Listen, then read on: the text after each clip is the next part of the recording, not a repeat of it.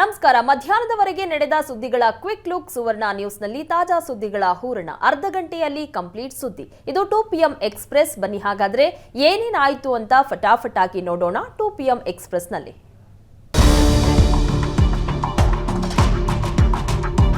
ಲೋಕಸಭಾ ಚುನಾವಣೆ ಹಿನ್ನೆಲೆ ಪ್ರಧಾನಿ ಮೋದಿ ರಾಜ್ಯ ಪ್ರವಾಸ ಕೈಗೊಂಡಿದ್ದು ಕರುನಾಡಿಗೆ 10 ಬಾರಿ ಪ್ರಧಾನಿ ಮೋದಿ ದಂಡೆತ್ತಿ ಬರಲಿದ್ದಾರೆ. ಈಗಾಗಲೇ ಕಲ್ಯಾಣ ಕರ್ನಾಟಕದಲ್ಲಿ ಮೋದಿ ಸಮಾವೇಶ ಪೂರ್ಣಗೊಂಡಿದ್ದು ಇಂದು ಮಧ್ಯ ಕರ್ನಾಟಕದಲ್ಲೂ ಮೋದಿ ಅಲೆ ಎಬ್ಬಿಸುತ್ತಾ ಇದ್ದಾರೆ. ಬಳಿಕ 8 ಬಾರಿ ಮತ್ತೆ ಮೋದಿ ರಾಜ್ಯಕ್ಕೆ ಆಗಮಿಸಲಿದ್ದು 8 ಕ್ಲಸ್ಟರ್ ಸಮಾವೇಶಗಳ ಜೊತೆ ಮತ್ತೆರಡು ಸಮಾವೇಶ ಆಯೋಜನೆಗೆ ಸಿದ್ಧತೆ ನಡೆದಿದೆ. ಈಗಾಗಲೇ 2 ಕ್ಲಸ್ಟರ್ ಪೂರ್ಣಗೊಂಡಿದ್ದು ಹಳೆ ಮೈಸೂರು, ಕರಾವಳಿ, ಕಿತ್ತೂರು ಕರ್ನಾಟಕ, ಬಳ್ಳಾರಿ ಕ್ಲಸ್ಟರ್, ಕೋಲಾರ ಭಾಗಗಳಲ್ಲಿ ಮೋದಿ ಸಮಾವೇಶ ಬಾಕಿ ಇದೆ. ಈ ಹಿನ್ನೆಲೆ ಮುಂದಿನ ವಾರ ಮತ್ತೆ ಮೋದಿ ರಾಜ್ಯಕ್ಕೆ ಆಗಮಿಸಲಿದ್ದಾರೆ. 2024ರ ಲೋಕಸಭಾ ಸಮರಕ್ಕೆ ಪ್ರಧಾನಿ ಮೋದಿ ರಣಕಹಳೆ ಮೊಳಗಿಸಿದ್ದು ಖರ್ಗೆ ತವರಿನ ಬಳಿಕ ಬಿಎಸ್ವೈ ಊರಲ್ಲಿ ಮೋದಿ ಅಬ್ಬರಿಸಲಿದ್ದಾರೆ. ಕೆಲವೇ ಕ್ಷಣಗಳಲ್ಲಿ ಶಿವಮೊಗ್ಗಕ್ಕೆ ಪ್ರಧಾನಿ ನರೇಂದ್ರ ಮೋದಿ ಆಗಮಿಸ್ತಾ ಇದ್ದು ಅಲ್ಲಮ ಪ್ರಭು ಫ್ರೀಡಂ ಪಾರ್ಕ್ನಲ್ಲಿ ಬೃಹತ್ ಸಮಾವೇಶ ಆಯೋಜನೆಗೊಂಡಿದೆ. ಈಗಾಗಲೇ 2 ಲಕ್ಷಕ್ಕೂ ಅಧಿಕ ಜನ ಕಾರ್ಯಕ್ರಮಕ್ಕೆ ಆಗಮಿಸಿ ಮೋದಿಗಾಗಿ ಕಾದು ಕುಳಿತಿದ್ದಾರೆ. ಈ ಮೂಲಕ ಮಧ್ಯ ಕರ್ನಾಟಕದಲ್ಲಿ ಪ್ರಧಾನಿ ಚುನಾವಣಾ ಪಾಂಚಜನ್ಯ ಮೊಳಗಿಸಲಿದ್ದಾರೆ. ಶಿವಮೊಗ್ಗ ಸಮಾವೇಶದಲ್ಲಿ ಪ್ರಧಾನಿ ಮೋದಿ ಚುನಾವಣಾ ರಣಕಹಳೆ ಮೊಳಗಿಸಲಿದ್ದು ನೇರವಾಗಿ ಜನರ ಬಳಿ ಹೋಗಿ ಬಿಜೆಪಿ ಪರ ಅಲೆ ಎಬ್ಬಿಸೋದಕ್ಕೆ ಮೋದಿ ಸಜ್ಜಾಗಿದ್ದಾರೆ. ಇದಕ್ಕಾಗಿ ತೆರೆದ ಜೀಪ್ನಲ್ಲಿ ಪ್ರಧಾನಿ ಮೋದಿ ವೇದಿಕೆಗೆ ಆಗಮಿಸಲಿದ್ದಾರೆ. ಸುಮಾರು 500 ಮೀಟರ್ನಷ್ಟು ದೂರ ತೆರೆದ ಜೀಪ್ನಲ್ಲೇ ಮೋದಿ ಜನರ ಮಧ್ಯೆ ಆಗಮಿಸಲಿದ್ದಾರೆ. ಬಿಜೆಪಿ ಮೊದಲ ಪಟ್ಟಿ ಘೋಷಣೆಯಾಗಿದ್ದು ಇಂದಿನ ಮೋದಿ ಸಭೆಯಲ್ಲಿ ಮೊದಲ ಪಟ್ಟಿಯಲ್ಲಿ ಘೋಷಣೆಯಾದ ಅಭ್ಯರ್ಥಿಗಳು ಭಾಗಿಯಾಗಲಿದ್ದಾರೆ. ಶಿವಮೊಗ್ಗ, ಚಿಕ್ಕಮಗಳೂರು, ಉಡುಪಿ, ದಾವಣಗೆರೆ ಕ್ಷೇತ್ರದ ಅಭ್ಯರ್ಥಿಗಳಾದ ಬಿವೈ ರಾಘವೇಂದ್ರ, ಗಾಯತ್ರಿ ಸಿದ್ದೇಶ್ವರ್, ಕೋಟಾ ಶ್ರೀನಿವಾಸ ಪೂಜಾರಿ ಸಮಾವೇಶದಲ್ಲಿ ಭಾಗಿಯಾಗಲಿದ್ದಾರೆ. ಮಾಜಿ ಸಿಎಂ ಬಿಎಸ್ ಯಡಿಯೂರಪ್ಪ, ರಾಜ್ಯಾಧ್ಯಕ್ಷ ಬಿವೈ ವಿಜಯೇಂದ್ರ, ಮಾಜಿ ಸಚಿವ ಆರಗ ಜ್ಞಾನೇಂದ್ರ, ಸಿಟಿ ರವಿ ಸೇರಿದಂತೆ ಹಲವು ಬಿಜೆಪಿ ನಾಯಕರು ಸಮಾವೇಶದಲ್ಲಿ ಭಾಗಿಯಾಗಲಿದ್ದಾರೆ. ಪುತ್ರ ಕಾಂತೇಶ್ಗೆ ಬಿಜೆಪಿ ಟಿಕೆಟ್ ಸಿಗದ ಹಿನ್ನೆಲೆ ಮಾಜಿ ಸಚಿವ ಈಶ್ವರಪ್ಪ ಬಿಜೆಪಿ ವಿರುದ್ಧ ಸಿಡಿದೆದ್ದಿದ್ದಾರೆ.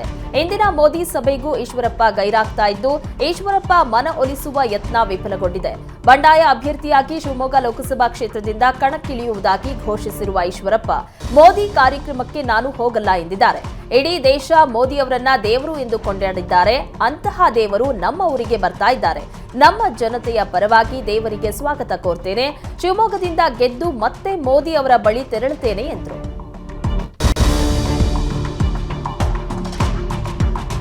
ಬಿಜೆಪಿ ನಾಯಕರ ಮನವೊಲಿಕೆಗೆ ಈಶ್ವರಪ್ಪ ಜಗ್ಗದ ಹಿನ್ನೆಲೆ ಸದ್ಯ ಮನವೊಲಿಕೆ ಯತ್ನ ಕೈಬಿಡಲಾಗಿದೆ.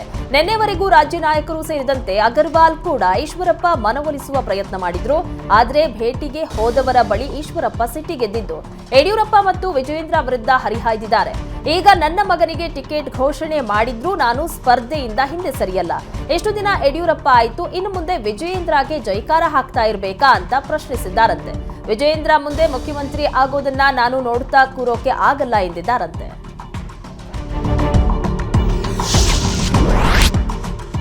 ಬಂಡಾಯವೆದ್ದಿರುವ ಈಶ್ವರಪ್ಪಗೆ ಟಕ್ಕರ್ ಕೊಟ್ಟ ಬಿಜೆಪಿ ರಾಜ್ಯಾಧ್ಯಕ್ಷ ವಿಜಯೇಂದ್ರ, ಈಶ್ವರಪ್ಪನವರು ಹಿರಿಯರಿದ್ದಾರೆ, ಸೂಕ್ತ ಸಂದರ್ಭದಲ್ಲಿ ಸೂಕ್ತ ತೀರ್ಮಾನವನ್ನ ತೆಗೆದುಕೊಳ್ತಾರೆ. ಬಿಜೆಪಿ ರಾಜ್ಯಾಧ್ಯಕ್ಷನಾಗಿ ನಾನೊಬ್ಬನೇ ಆಯ್ಕೆ ಮಾಡಲು ಸಾಧ್ಯವಿಲ್ಲ ಎಂದಿದ್ದಾರೆ. ನನ್ನೊಬ್ಬನ ಮಾತು ಕೇಳುವ ಸ್ಥಿತಿಯಲ್ಲಿ ರಾಷ್ಟ್ರೀಯ ನಾಯಕರಿಲ್ಲ.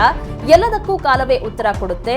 ರಾಘವೇಂದ್ರರವರು ಅತಿ ಹೆಚ್ಚಿನ ಅಭಿವೃದ್ಧಿ ಕೆಲಸವನ್ನ ಮಾಡಿದ್ದಾರೆ. ಪಕ್ಷಾತೀತವಾಗಿ ಅವರನ್ನ ಜನರು ಒಪ್ಪಿಕೊಳ್ತಾರೆ. ಯಾರೇ ಅಭ್ಯರ್ಥಿಯಾಗಿ ಆಯ್ಕೆಯಾಗಿದ್ದರೂ ಅದು ರಾಷ್ಟ್ರೀಯ ನಾಯಕರ ಆಯ್ಕೆ. ಗೆದ್ದು ಪ್ರಧಾನಿ ನರೇಂದ್ರ ಮೋದಿಯವರ ಕೈ ಬಲಪಡಿಸುವ ಕೆಲಸ ಇದೆ. ಹಿಂದೆ ಕೂಡ ವರುಣಾದಲ್ಲಿ ನನಗೆ ಟಿಕೆಟ್ ಕೈ ತಪ್ಪಿತ್ತು. ಆದರೆ ಅದು ವರಿಷ್ಠರ ತೀರ್ಮಾನ ಎಂದುಕೊಂಡು ಪಕ್ಷದ ಕೆಲಸ ಮಾಡಿದೆ ಎಂದರು. ಮೋದಿ ಆಗಮಿಸ್ತಾ ಇದ್ರೂ ಈಶ್ವರಪ್ಪ ಕಾರ್ಯಕ್ರಮಕ್ಕೆ ಬರಲ್ಲ ಎಂದಿದ್ದಾರೆ. ಈ ಬಗ್ಗೆ ಪ್ರತಿಕ್ರಿಯೆ ನೀಡಿರುವ ಸಂಸದ ಬಿವೈ ರಾಘವೇಂದ್ರ, ಮೋದಿ ಅವರ ಬಗ್ಗೆ ಈಶ್ವರಪ್ಪನವರಿಗೆ ಪ್ರೀತಿ ಇದೆ. ಈಶ್ವರಪ್ಪನವರು ಬರುವ ವಿಶ್ವಾಸ ಇದೆ ಎಂದಿದ್ದಾರೆ. ಮಧ್ಯ ಕರ್ನಾಟಕದ ಶಿವಮೊಗ್ಗದಲ್ಲಿ ಪ್ರಜಾಪ್ರಭುತ್ವದ ಹಬ್ಬದ ವಾತಾವರಣ ಇದೆ. ಮೋದಿ ಅವರ ಆಗಮನಕ್ಕೆ ಭಾರೀ ಜನಸ್ತೋಮ ಸಾಗರೋಪಾದಿಯಲ್ಲಿ ಬರ್ತಾ ಇದೆ. 4ನೇ ಬಾರಿಗೆ ಶಿವಮೊಗ್ಗಕ್ಕೆ ಮೋದಿ ಬರ್ತಾ ಇದ್ದಾರೆ. 3 ಬಾರಿ ಪ್ರಚಾರಕ್ಕೆ, ಒಮ್ಮೆ ಏರ್ಪೋರ್ಟ್ ಉದ್ಘಾಟನೆಗೆ ಮೋದಿ ಬಂದಿದ್ರು. ರಾಷ್ಟ್ರದ ಹಿತವನ್ನ ಬಯಸಿ ನಮ್ಮ ಕರ್ನಾಟಕದ ಜನ ಮತದಾನ ಮಾಡ್ತಾರೆ ಎಂದಿದ್ದಾರೆ. ಪ್ರಧಾನಿ ನರೇಂದ್ರ ಮೋದಿ ಕಾರ್ಯಕ್ರಮದ ಹಿನ್ನೆಲೆ ಶಿವಮೊಗ್ಗ ನಗರದಾದ್ಯಂತ ಬಿಗಿ ಪೊಲೀಸ್ ಬಂದೋಬಸ್ತ್ ಏರ್ಪಡಿಸಲಾಗಿದೆ. ಶಿವಮೊಗ್ಗ ವಿಮಾನ ನಿಲ್ದಾಣದಿಂದ ಅಲ್ಲಮಪ್ರಭು ಮೈದಾನದವರೆಗೆ ರಸ್ತೆ ಮಾರ್ಗದಲ್ಲಿ ಮೋದಿ ತೆರಳಲಿರುವ ಹಿನ್ನೆಲೆ ರಸ್ತೆಯುದ್ದಕ್ಕೂ ಬ್ಯಾರಿಕೇಡ್ ಅಳವಡಿಸಿ ಹೋಂಗಾರ್ಡ್ ಸಿಬ್ಬಂದಿ ನಿಯೋಜಿಸಲಾಗಿದೆ.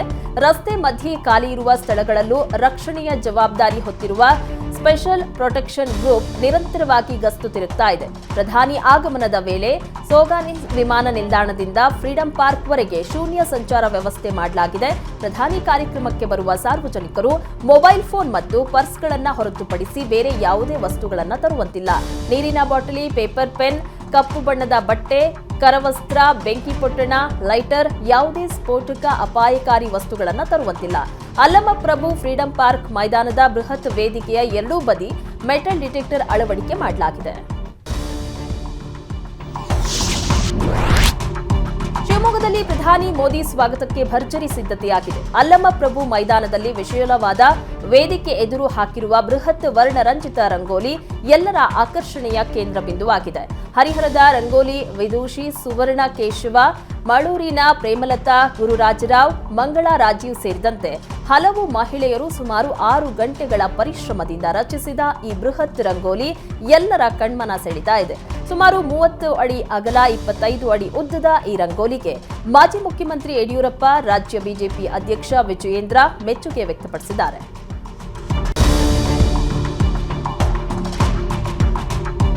ಅತ್ತ ಈಶ್ವರಪ್ಪ ಬಿಜೆಪಿ ವಿರುದ್ಧ ಮೂಗು ಮುರಿದುಕೊಂಡು ಓಡಾಡ್ತಾ ಇದ್ದಾರೆ. ಇತ್ತ ಬಿಜೆಪಿ ನಾಯಕರು ಮಾತ್ರವಲ್ಲ, ಸಂಘ ಪರಿವಾರದವರು ಈಶ್ವರಪ್ಪ ಮನವೊಲಿಕೆಗೆ ವಿಫಲ ಯತ್ನ ನಡೆಸ್ತಾ ಇದ್ದಾರೆ. ಅಯೋಧ್ಯೆ ರಾಮ ಮಂದಿರ ನಿರ್ಮಾಣದ ಉಸ್ತುವಾರಿ ಹೊತ್ತಿರುವ ಗೋಪಾಲ್ ಜಿ ಕೂಡ ಈಶ್ವರಪ್ಪ ಮನವೊಲಿಕೆಗೆ ಯತ್ನ ನಡೆಸಿದ್ರು. ಪ್ರಧಾನಿ ಮೋದಿ ಕಾರ್ಯಕ್ರಮದಲ್ಲಿ ಭಾಗವಹಿಸುವಂತೆ ಮನವಿ ಮಾಡಿದ್ರು. ಆದರೆ ಗೋಪಾಲ್ ಜಿ ಮಾತಿಗೂ ಈಶ್ವರಪ್ಪ ಕ್ಯಾರೆ ಎಂದಿಲ್ಲ. ಮೋದಿ ಅವರು ಶಿವಮೊಗ್ಗ ಅಭ್ಯರ್ಥಿ ರಾಘವೇಂದ್ರ ಪರ ಮತಯಾಚನೆ ಮಾಡ್ತಾರೆ, ಆಗ ವೇದಿಕೆಯಲ್ಲಿ ನನಗೆ ಇರಿಸು ಮುರುಸು ಉಂಟಾಗತ್ತೆ, ನಾನು ಬರೋದಿಲ್ಲ ಎಂದು ಕಡ್ಡಿ ತುಂಡು ಮಾಡಿದಂತೆ ಈಶ್ವರಪ್ಪ ನಿರಾಕರಿಸಿದ್ದಾರೆ. ಯಡಿಯೂರಪ್ಪ ಮತ್ತು ಪುತ್ರರ ಮೇಲೆ ಈಶ್ವರಪ್ಪ ಮುನಿಸಿಕೊಂಡಿದ್ದಾರೆ. ಈ ಬಗ್ಗೆ ಪ್ರತಿಕ್ರಿಯೆ ನೀಡಿದ ಬಿಜೆಪಿ ನಾಯಕ ಸಿಟಿ ರವಿ, ಯಡಿಯೂರಪ್ಪ ಹಾಗೂ ಈಶ್ವರಪ್ಪನವರ ಸಂಬಂಧ 4 ದಶಕ ಮೀರಿದ್ದು, ಒಂದು ಕಾಲದಲ್ಲಿ ಬಿಸಿನೆಸ್ ಅನ್ನು ಇಬ್ಬರೂ ಜಂಟಿಯಾಗಿ ನಡೆಸ್ತಾ ಇದ್ರು ಅಂತ ಕೇಳಿದ್ವಿ. ಅವರಿಗಿಂತ ಹತ್ತಿರವಾದವರು ಯಾರೂ ಇಲ್ಲ. ಏನೇ ಸಮಸ್ಯೆ ಇದ್ರೂ ಅವರೇ ಬಗೆಹರಿಸಿಕೊಳ್ತಾರೆ ಎಂದು ಸಿಟಿ ರವಿ ಹೇಳಿದ್ದಾರೆ. ಬಿಜೆಪಿಯ ಕಟ್ಟಾಳು ಈಶ್ವರಪ್ಪ ಈಗ ಸ್ವಪಕ್ಷದ ವಿರುದ್ಧವೇ ತಿರುಗಿ ಬಿದ್ದಿದ್ದಾರೆ. ಬಂಡಾಯ ಸ್ಪರ್ಧೆಗೆ ಮುಂದಾಗಿದ್ದಾರೆ. ಅತ್ತ ಬಿಜೆಪಿ ಏನೇ ಕಸರತ್ತು ನಡೆಸ್ತಾ ಇದ್ರು, ಈಶ್ವರಪ್ಪ ಮಾತ್ರ ಯಾರ ಮಾತಿಗೂ ಮಣಿತಾ ಇಲ್ಲ.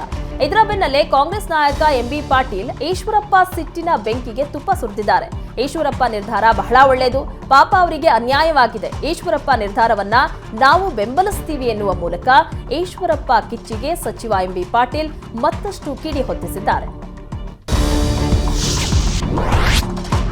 ಬಂಡಾಯ ಸ್ಪರ್ಧೆ ನಿರ್ಧಾರದ ಬೆನ್ನಲ್ಲೇ ಈಶ್ವರಪ್ಪ ಟೆಂಪಲ್ ರನ್ ಮುಂದುವರೆಸಿದ್ದಾರೆ. ಬೆಳಗ್ಗಿನಿಂದಲೂ ವಿವಿಧ ಮಠಗಳಿಗೆ ಈಶ್ವರಪ್ಪ ಭೇಟಿ ನೀಡುತ್ತಿದ್ದಾರೆ. ಶಿವಮೊಗ್ಗ ಜಿಲ್ಲೆಯ ಭದ್ರಾವತಿ ತಾಲೂಕಿನ ಭದ್ರಗಿರಿ ಮಠಕ್ಕೆ ಭೇಟಿ ನೀಡಿ ಮುರುಗೇಶ ಸ್ವಾಮೀಜಿಗಳ ಆಶೀರ್ವಾದವನ್ನ ಪಡೆದರು. ಚುನಾವಣೆ ಸ್ಪರ್ಧೆಗೂ ಮುನ್ನ ದೇವರು ಮಠಾಧೀಶರ ಆಶೀರ್ವಾದ ಪಡೆದಿದ್ದಾರೆ. ಲೋಕಸಭೆ ಹೊಸ್ತಿಲಲ್ಲಿ ರಾಜ್ಯ ರಾಜಕಾರಣ ರಂಗೇರಿದೆ. ಡಿವಿ ಸದಾನಂದಗೌಡಗೆ ಡಿಕೆಶಿ ಓಪನ್ ಆಫರ್ ನೀಡಿದ್ದು, ಮಾಜಿ ಸಿಎಂ ಡಿವಿ ಸದಾನಂದಗೌಡ ಕಾಂಗ್ರೆಸ್ ಸೇರ್ತಾರಾ ಎಂಬ ಅನುಮಾನ ಆರಂಭಗೊಂಡಿದೆ. ಬಿಜೆಪಿ ಟಿಕೆಟ್ ಮಿಸ್ ಆಗ್ತಾ ಇದ್ದಂತೆ ಸದಾನಂದಗೌಡರಿಗೆ ಡಿಕೆಶಿ ಗಾಳ ಹಾಕಿದ್ದು, ಬೆಂಗಳೂರು ಉತ್ತರದಿಂದ ಕಾಂಗ್ರೆಸ್ ಅಭ್ಯರ್ಥಿಯಾಗಿ ಸ್ಪರ್ಧಿಸಲು ಡಿವಿಎಸ್ಗೆ ಆಹ್ವಾನ ನೀಡಲಾಗಿದೆಯಂತೆ. ಈ ಬಗ್ಗೆ ಸ್ಪಷ್ಟನೆ ನೀಡಿರುವ ಡಿವಿ ಸದಾನಂದಗೌಡ, ಕಾಂಗ್ರೆಸ್ ನಾಯಕರು ಸಂಪರ್ಕಿಸಿರುವುದು ನಿಜ, ನಾಳೆ ಸುದ್ದಿಗೋಷ್ಠಿ ನಡೆಸಿ ನನ್ನ ನಿರ್ಧಾರವನ್ನ ಪ್ರಕಟಿಸ್ತೀನಿ ಅಂತ ಹೇಳಿದ್ದಾರೆ.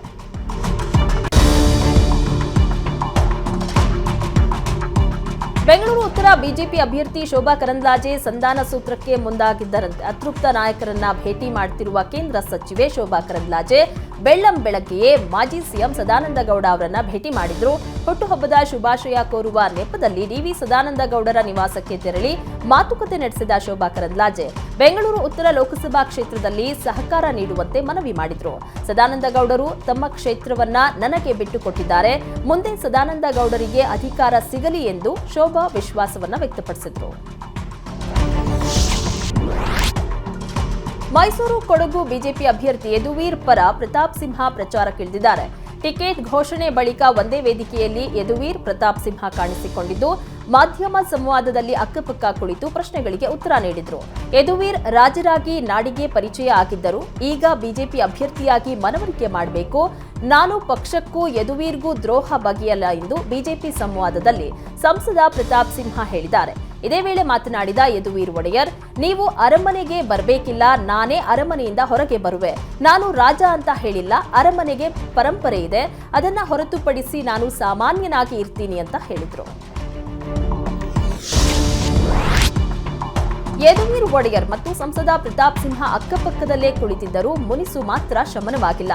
ಉಭಯ ನಾಯಕರು ಪರಸ್ಪರ ಒಬ್ಬರ ಹೆಸರು ಮತ್ತೊಬ್ಬರು ಹೇಳದೆ ಇಡೀ ಸಂವಾದ ಮುಗಿಸಿದ್ರು.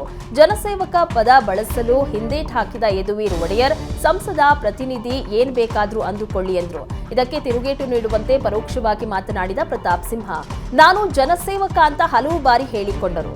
1 ಗಂಟೆ ಒಂದೇ ವೇದಿಕೆಯಲ್ಲಿ ಕುಳಿತರು, ಪರಸ್ಪರ ಮಾತನಾಡದೆ ತೋರಿಕೆಗಷ್ಟೇ ಜೊತೆಯಲ್ಲಿ ಸಂವಾದ ನಡೆಸಿದ್ರು. ಯದುವೀರ್ ಒಡೆಯರ್ ಸಂವಾದದ ವೇಳೆ ಮತ್ತೊಂದು ಅಚ್ಚರಿಯ ಘಟನೆ ನಡೆಯಿತು. ಸಂಸದ ಪ್ರತಾಪ್ ಸಿಂಹ ಮಾಜಿ ಸಚಿವ ರಾಮದಾಸ್ ಕಾಲಿಗೆ ಬಿದ್ದು ನಮಸ್ಕರಿಸಿ ಸನ್ನಿವೇಶ ನಡೆಯಿತು. ಬಿಜೆಪಿ ಸಂವಾದಕ್ಕೆ ಆಗಮಿಸಿದ್ದ ವೇಳೆ ಯದುವೀರ್ಗೆ ಹೂಗುಚ್ಛ ನೀಡಿ ಸ್ವಾಗತ ಕೋರಿದ ಪ್ರತಾಪ್ ಸಿಂಹ ಇದೇ ವೇಳೆ ಪಕ್ಕದಲ್ಲೇ ನಿಂತಿದ್ದ ಮಾಜಿ ಸಚಿವ ಎಸ್ಎ ರಾಮದಾಸ್ ಕಾಲಿಗೆ ನಮಸ್ಕರಿಸಿದರು. ಶಿಗ್ಗಾವಿ ಕ್ಷೇತ್ರದ ಜನರನ್ನ ನೆನೆದು ಮಾಜಿ ಸಿಎಂ ಬಸವರಾಜ ಬೊಮ್ಮಾಯಿ ಭಾವುಕಗೊಂಡಿದ್ದಾರೆ. ಶಿಗ್ಗಾವಿ ಬಿಜೆಪಿ ಕಾರ್ಯಕರ್ತರ ಸಭೆಯಲ್ಲಿ ಬೊಮ್ಮಾಯಿ ಕಣ್ಣೀರು ಹಾಕಿದ್ರು. ಶಿಗ್ಗಾವಿ ಕ್ಷೇತ್ರದ ಜನರ ಜೊತೆ ರಾಜಕೀಯ ಮೀರಿ ನನ್ನ ಸಂಬಂಧ ಇದೆ. ಶಿಗ್ಗಾವಿ ಜನರ ಪ್ರೀತಿಯನ್ನ ನೋಡಿ ನಾನು ಕೂಡ ಕಣ್ಣೀರು ಹಾಕಿದ್ದೇನೆ. ಶಾಸಕ ಸ್ಥಾನ ಶಾಶ್ವತ ಅಲ್ಲ, ಸಹೋದರನ ಸ್ಥಾನ ಶಾಶ್ವತ ಎಂದು ಭಾವುಕರಾದರು. ನನ್ನ ಕೊನೆಯ ಉಸಿರು ಇರುವವರೆಗೂ ನಿಮ್ಮ ಸೇವೆ ಮಾಡ್ತೀನಿ. ಜೀವನದ ಕೊನೆ ಉಸಿರು ಹೋದ ಮೇಲೂ ಇಲ್ಲೇ ನಾನು ಮಣ್ಣಾಗುತ್ತೇನೆ. ಶಿಗ್ಗಾವಿ ಜನರೇ ನನಗೆ ಪರಮಾತ್ಮ ಇದ್ದ ಹಾಗೆ ಅಂತ ಬೊಮ್ಮಾಯಿ ಭಾವುಕರಾದರು.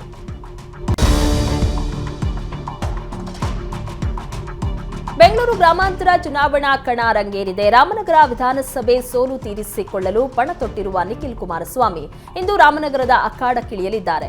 ಬೆಂಗಳೂರು ಗ್ರಾಮಾಂತರದಲ್ಲಿ ಮಾವನನ್ನ ಗೆಲ್ಲಿಸಲು ನಿಖಿಲ್ ಸಜ್ಜಾಗಿದ್ದು ಡಾಕ್ಟರ್ ಮಂಜುನಾಥ್ ಪರ ಚುನಾವಣಾ ಪ್ರಚಾರಕ್ಕೆ ಸಿದ್ಧರಾಗಿದ್ದಾರೆ. ಇಂದು ಹಾರೋಹಳ್ಳಿ, ಮರಳವಾಡಿಯಲ್ಲಿ ಕಾರ್ಯಕರ್ತರ ಸಭೆಯನ್ನ ನಡೆಸಲಿದ್ದಾರೆ. ಬಳಿಕ ಸಂಜೆ 5ಕ್ಕೆ ರಾಮನಗರದಲ್ಲಿ ನಿಖಿಲ್ ಸಭೆ ನಡೆಸಲಿದ್ದಾರೆ. ಬಿಜೆಪಿ ಜೆಡಿಎಸ್ ಕಾರ್ಯಕರ್ತರನ್ನ ಒಗ್ಗೂಡಿಸಲು ಸಭೆ ನಡೆಸಲಿದ್ದಾರೆ. ಚಿಕ್ಕೋಡಿ ಲೋಕಸಭಾ ಕ್ಷೇತ್ರದಿಂದ ಪ್ರಿಯಾಂಕ ಜಾರಕಿಹೊಳಿ ಸ್ಪರ್ಧೆ ಫಿಕ್ಸ್ ಆಗಿದೆ. ಮಗಳ ರಾಜಕೀಯ ಪ್ರವೇಶಕ್ಕೆ ರಂಗ ತಾಲೀಮು ನಡೆಸ್ತಾ ಇರುವ ಸತೀಶ್ ಜಾರಕಿಹೊಳಿ ಒಂದೇ ದಿನ 7 ಕ್ಷೇತ್ರಗಳಲ್ಲಿ ಮ್ಯಾರಥಾನ್ ಮೀಟಿಂಗ್ ನಡೆಸಿದ್ರು. ಚಿಕ್ಕೋಡಿ ಲೋಕಸಭಾ ಕ್ಷೇತ್ರದ ವ್ಯಾಪ್ತಿಯ ಅಥಣಿ ಹೊರತುಪಡಿಸಿ ಉಳಿದೆಡೆ ಸಭೆ ನಡೆಸಿದ್ದು 7 ವಿಧಾನಸಭಾ ಕ್ಷೇತ್ರದ ಕಾಂಗ್ರೆಸ್ ಮುಖಂಡರಿಂದ ಅಭಿಪ್ರಾಯವನ್ನ ಸಂಗ್ರಹಿಸಲಾಯಿತು. ಹುಕ್ಕೇರಿ, ಯಮಕನಮರಡಿ, ನಿಪ್ಪಾಣಿ, ಚಿಕ್ಕೋಡಿ, ರಾಯಭಾಗ, ಕುಡಚಿ ಮತ್ತು ಕಾಗವಾಡ ಕ್ಷೇತ್ರದ ಮುಖಂಡರಿಂದ ಅಭಿಪ್ರಾಯವನ್ನ ಸಂಗ್ರಹಿಸಿದ್ರು. ಸರಣಿ ಸಭೆಗಳಲ್ಲಿ ಪ್ರಿಯಾಂಕ ಜಾರಕಿಹೊಳಿ ಸ್ಪರ್ಧೆಗೆ ಮುಖಂಡರು ಒಪ್ಪಿಗೆಯನ್ನ ಸೂಚಿಸಿದ್ದಾರೆ. ಬಿಜೆಪಿ ಜೆಡಿಎಸ್ ಮೈತ್ರಿ ಟಿಕೆಟ್ ಹಂಚಿಕೆ ಗೊಂದಲ ಇನ್ನೂ ಬಗೆಹರಿದಿಲ್ಲ. ಇಲ್ಲಿವರೆಗೂ ಕೇವಲ 2 ಕ್ಷೇತ್ರವನ್ನ ಮಾತ್ರ ಜೆಡಿಎಸ್ಗೆ ಕೊಡೋದಾಗಿ ಹೇಳಲಾಗ್ತಾ ಇತ್ತು. ಈಗ 3 ಕ್ಷೇತ್ರ ಜೆಡಿಎಸ್ಗೆ ಸಿಗಲಿದೆ ಎನ್ನಲಾಗ್ತಾ ಇದೆ. ಈ ವಿಚಾರವಾಗಿ ಇಂದು ಜೆಡಿಎಸ್ ನಾಯಕರು ಕೋರ್ ಕಮಿಟಿ ಸಭೆಯನ್ನ ನಡೆಸಿದ್ರು. ಈಗಾಗಲೇ ಹಾಸನಕ್ಕೆ ಪ್ರಜ್ವಲ್ ಹೆಸರನ್ನ ದೇವೇಗೌಡರೇ ಘೋಷಣೆ ಮಾಡಿದ್ದಾರೆ. ಹೀಗಾಗಿ ಹಾಸನ ಬಿಟ್ಟು ಮಂಡ್ಯ, ಕೋಲಾರದ ಅಭ್ಯರ್ಥಿಗಳ ಬಗ್ಗೆ ಚರ್ಚೆ ನಡೆಯಿತು. ಮಂಡ್ಯದಲ್ಲಿ ಕುಮಾರಸ್ವಾಮಿ ಅಥವಾ ನಿಖಿಲ್ ಕುಮಾರಸ್ವಾಮಿ ಇಬ್ಬರಲ್ಲಿ ಒಬ್ಬರು ಸ್ಪರ್ಧೆ ಮಾಡಿದ್ರೆ ಒಳಿತು. ಕೋಲಾರದಲ್ಲಿ 3 ನಡುವೆ ಟಿಕೆಟ್ ಫೈಟ್ ನಡೆದಿದೆ ಎಂದು ಸಭೆಯಲ್ಲಿ ಚರ್ಚಿಸಲಾಯಿತು.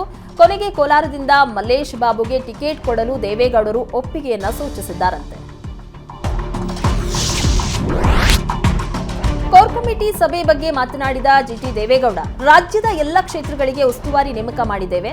ಪದಾಧಿಕಾರಿಗಳ ಜವಾಬ್ದಾರಿಗಳ ಬಗ್ಗೆ ಇಂದು ಚರ್ಚೆ ಮಾಡ್ತೀವಿ. ನಾವು 3 ಅಥವಾ 4 ಕ್ಷೇತ್ರವನ್ನ ಕೇಳಿದ್ದೇವೆ. ನಾವು ಗೆಲ್ಲುವ ಕ್ಷೇತ್ರಗಳನ್ನ ಮಾತ್ರ ಕೇಳ್ತಾ ಇದ್ದೀವಿ ಎಂದರು. ನಮ್ಮ ಅಭ್ಯರ್ಥಿ ಗೆಲ್ಲದೇ ಇರುವ ಕಡೆಯೂ 2 ರಿಂದ 4 ಲಕ್ಷ ಮತಗಳಿವೆ. ಅವುಗಳು ಬಿಜೆಪಿ ಅಭ್ಯರ್ಥಿಗೆ ಲಾಭ ಆಗಲಿವೆ.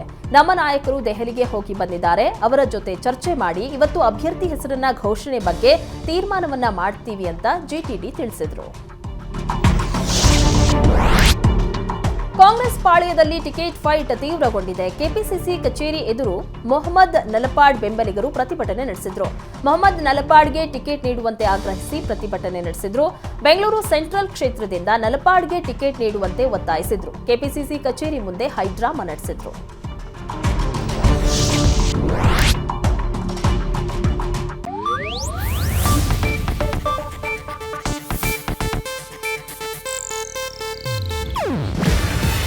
ಇದು ಏಷ್ಯಾನೆಟ್ ನ್ಯೂಸ್ ನೆಟ್ವರ್ಕ್ ಪ್ರಸ್ತುತಿ.